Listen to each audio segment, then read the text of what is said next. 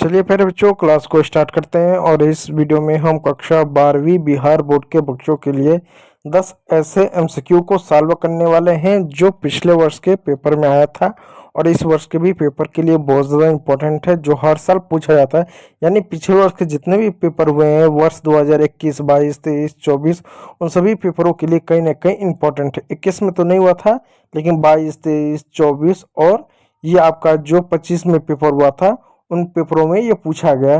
तो इसलिए इस वीडियो को पूरा देखिएगा। चैनल पर नया है तो सब्सक्राइब जरूर कीजिएगा। चलिए क्लास को स्टार्ट करते हैं।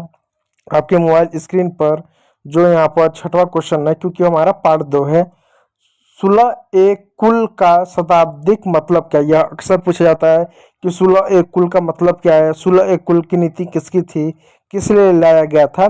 तो अक्सर 1 नंबर में प्रश्न पूछा था। तो देखिए, ऑप्शन ए शांति के लिए, ऑप्शन बी धर्म के लिए, ऑप्शन सी सार्वभौमिक सार्वभौमिक क्रांति के लिए, सार्वभौमिक यानी सबके लिए, ऑप्शन डी विरासत के लिए। तो सही उत्तर है सार्वभौमिक क्रांति के लिए, यानी सबके लिए क्रांति करने के लिए 16 कुल का शताब्दिक मतलब निकलता है। ठीक है, चलिए 7वां प्रश्न है, सन 1556 की पानीपत की दूसरी लड़ाई में अकबर ने किसे हराया था। यानी सन 1556 में जो पानीपत का दूसरा युद्ध हुआ था और पानीपत का पहला युद्ध कब हुआ था, 1526 में हुआ था। इब्राहिम और जो आपका बाबर था और इब्राहिम लोदी के बीच में जो है कहीं ना कहीं ये युद्ध हुआ था 1526 में, जिसमें क्या बाबर जीता था। लेकिन जो दूसरा पानीपत का जो युद्ध था 1556 वाला, उसमें अकबर ने किसको हराया था। तो ऑप्शन ए चंगेज खान को, ऑप्शन बी नादिर शाह को, ऑप्शन सी हेमू को और ऑप्शन डी बाजीराव को। तो सही उत्तर है हेमू को। सही उत्तर है क्या, ऑप्शन सी हेमू को जो है अकबर ने हराया था। लेकिन इस बात को ध्यान दीजिएगा कि जब पानीपत का युद्ध हुआ था तो अकबर उसमें 13-14 साल का ही था। दूसरी बात, उसका सेना का नेतृत्व बैरम खान कर रहा था। इस बात को याद रखिएगा। 8वां, जीतल क्या था।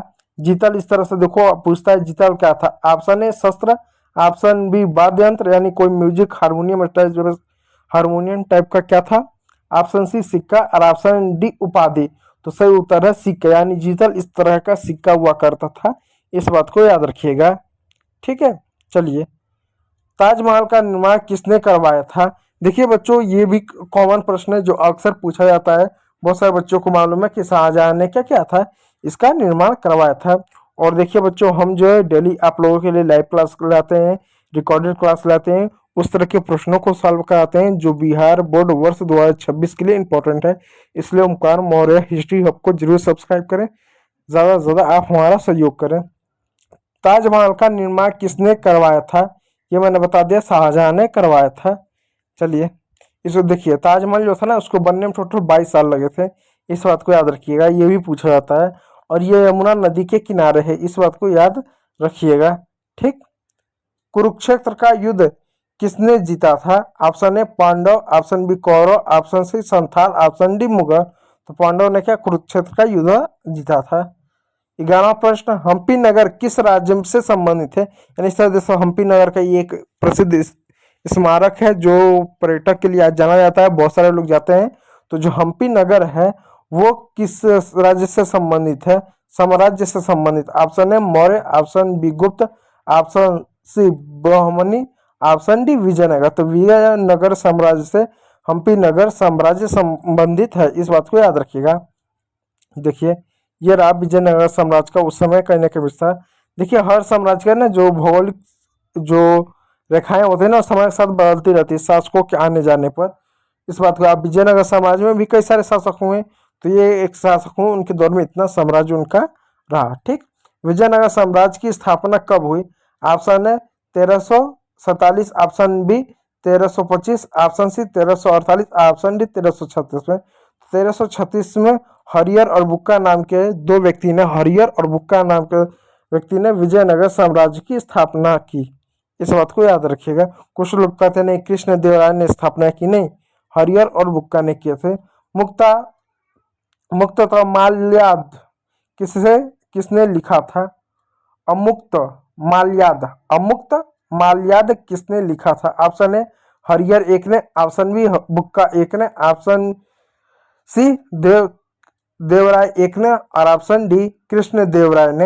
ये एक एक क्या है, यानी एक ही नाम के कई सारे व्यक्ति, जैसे चंद्रगुप्त प्रथम, चंद्रगुप्त द्वितीय ऐसे हुए ना, तो ऐसे यहाँ पर जो है हरिहर प्रथम ने, हरिहर द्वितीय ने, इस तरह के।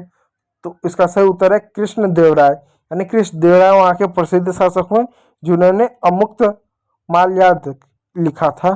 चलिए 14वां प्रश्न आपके मोबाइल स्क्रीन पर आयर व्यवस्था संबंधित है।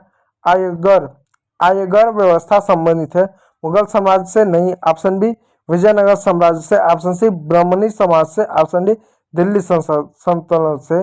तो विजयनगर साम्राज्य से आयगर व्यवस्था संबंधित थी, इस बात को याद रखिएगा।